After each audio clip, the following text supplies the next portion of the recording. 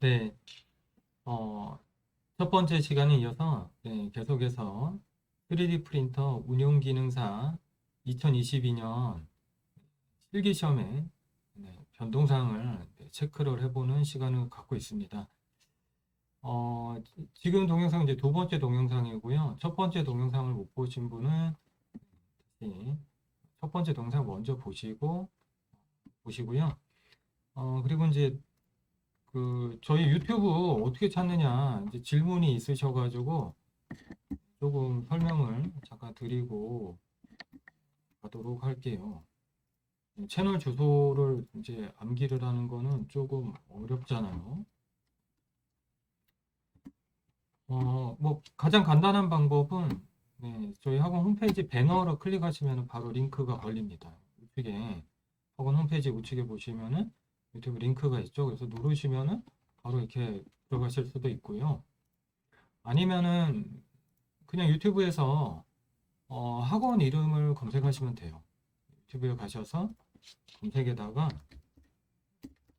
3D 프린팅 교육학원 이렇게 치셔도 전체 동영상을 보실 수 있거든요. 네, 여기 나왔죠. 네, 클릭을 하시면은 이렇게 관련된 동영상들을 보실 수 있습니다. 자, 그래서 이번에는 이제 후처리 후가공에 대해서 이제 설명을 드릴 거고요. 자, 저희도 이제 그 동영상 시작한 지가 얼마 안 됐어요. 그래서 구독을 좀 눌러주시기를 부탁을 드리겠습니다.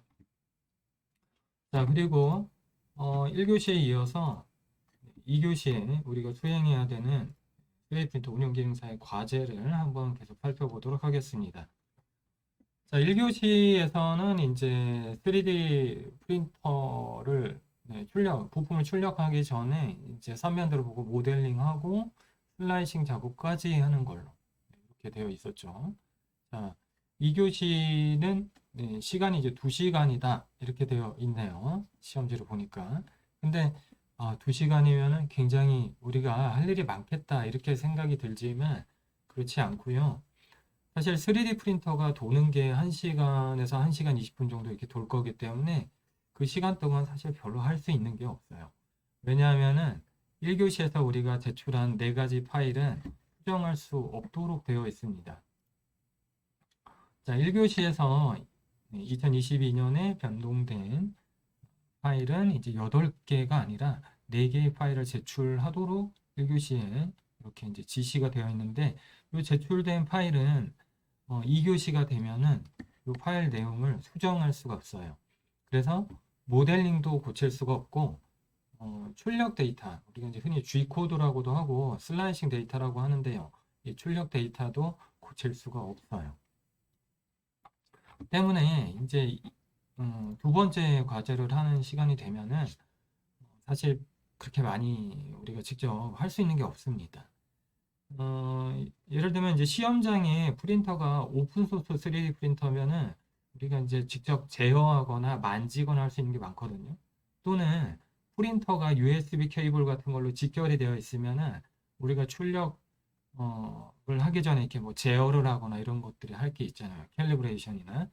근데 사실 시험장에 있는 프린터들이 조금 이렇게 좋은 프린터들이 많죠. 뭐 큐비콘이나 신도리코나 뭐 리플리케이터나 조금 가격이 있는 프린터들이기 때문에 캘리브레이션을 우리가 그렇게 까다롭게 할 게 없어요, 사실은. 그래서 출력이 되면은 그렇게 하실 일이 많지가 않습니다. 기계가 오동작하는지 보는 수밖에 없고, 어떤 이제 그 작업 과정에서 우리가 예상한 대로 출력물이 만들어지지 않는다면 원인 파악을 해야 돼요. 그래서 만약에 이제 하드웨어의 뭐 정비 문제라든지 이런 문제면은 감독관 분한테 부탁을 하셔가지고 구제를 받으셔야 됩니다. 다시 재출력 한다든지 뭐 시간이 안 되면 아마 감독관 재량 하에 그 G 코드 가지고 출력물 판단을 아마 그쪽에서 하는 식으로 진행이 될 것 같아요. 자, 근데 그 만약에 이 출력 과정에서 내가 파라미터 같은 걸 실수하거나 또는 이제 머신 세팅이나 좌표계 같은 거를 실수해 가지고 떨어지는 경우도 꽤나 있거든요. 말 그대로 실수죠. 모른다기보다는. 그래서 그렇게 된 경우는 수정할 수 없기 때문에 그냥 집에 가셔야 됩니다. 그래서 1교시가 중요하죠. 가만히 보니까. 네, 그 1시간 동안 네, 집중하셔가지고 틀리는 부분이 없도록 하셔야 되겠습니다. 출력 과정에서는 사실 이제 뭐 구제될 수 있는 이런 요소가 많거든요. 자, 아무튼 간에 그리고 출력이 시작되면은 이제 정상적으로 작동할 수 있는지 기계를 약간 체크를 하셔야 되는데요. 뭐 이제 뭐 소재가 제대로 장착되어 있는지도 봐야 되고 소재도 종류가 여러 가지잖아요. 네, 그런 것도 확인해야 되고 그 같은 회사 제품이라도 모델명이 여러 가지일 수 있기 때문에 물론 이제 이런 거는 시험 시작하기 전에 미리 체크할 시간을 줍니다. 그래서 장비를 잘 체크하시고 또 레벨링을 어떻게 해야 되는지 또는 기존에 사용하던 방식이 레프트를 썼는지 아니면은 레프트 없이 바로 출력하는 방식으로 네, 높이 조정, 레벨링이 되어 있는지 확인을 할 필요가 있어요. 그래서 시간이 된다면은 그 노즐을 Z 값을 0, 제로인 위치로 그러니까 오토 명령을 할 줄 아시잖아요. 오토 명령을 한번 하고 제로 위치로 갔을 때의 위치 아니면 제로로 가지 않는다면 Z 값이 현재 몇 밀리미터인지 확인을 하시면 더 좋죠. 그래서 이런 점검을 하지 않으면 이것도 감점이 됩니다. 네, 그래서 뭐 감점된다고 뭐 탈락할 정도는 아니지만 그래도 이제 뭐 다른 감점 요인하고 겹쳐가지고 60점이 되지 않아서 탈락할 수도 있으니까 네, 점검은 해야겠죠. 사전 점검은. 자, 그리고 쭉 보시면은 이제 출력이 끝나면은 이제 회수를 해야 되죠. 네, 그래서 회수를 할 때도 이제 도구를 사용해 가지고 하시고요. 강제로 뜯거나 하지 마시고 시험장에 갈 때 준비물이 있어요. 그래서 여기 나와 있나요? 보죠. 네, 지급 재료라고 되어 있고, 네, 준비물이 지금 여기는 안 나와 있는 것 같은데, 우리가 그 실기시험 응시를 하면은 준비물이 수험표에 나와 있습니다, 보시면. 그래서 그 중에서 필요한 몇 가지 중요한 준비물이 있죠? 그래서 제가, 그것도 설명하면 길기 때문에 제가 유튜브에다가 올려놨어요. 보면은, 저희 채널에 보시면, 3D 프린터 운영 기능사 실기 후처리 가공 동영상이 있는데 여기에 보시면 사용을 하는 이제 거고요. 어떤 준비물들이 필요할 거다라고 제가 미리 이제 설명을 해놨으니까요. 참고로 보시기 바랍니다. 자, 그리고 이제 2교시에서 이제 진짜 중요한 거는 사실 후처리예요. 그래서 후처리를 올바로 하실 수 있어야겠죠. 그리고 안전 이게 공구가 사용되기 때문에 또 이제 상해를 입거나 하면은 또 오히려 감점됩니다. 장갑을 꼭 그 작업 장갑을 착용을 하시고 이제 후처리를 해주시고 잘 작동되도록 여기 보시면은 후처리에 나와 있죠. 서포트 제거하고 거스러미라고 되어 있는데 뭐 이제 뭐 일본말로 뭐 이발이라고 많이 그랬었죠 옛날에. 그래서 이제 그런 것들을 공구를 또는 이제 사포를 이용해 가지고 제거를 해 주시고 잘 작동되도록 해놓고 제출하고 집에 가시면 됩니다. 그러면은 내 생각대로 잘 움직인다. 그러면 이제 합격인 거죠. 자, 그래서 어, 이제 2교시는 사실 그렇게 뭐 내용이 그러니까 후처리는 동영상 참고하시면 되고요.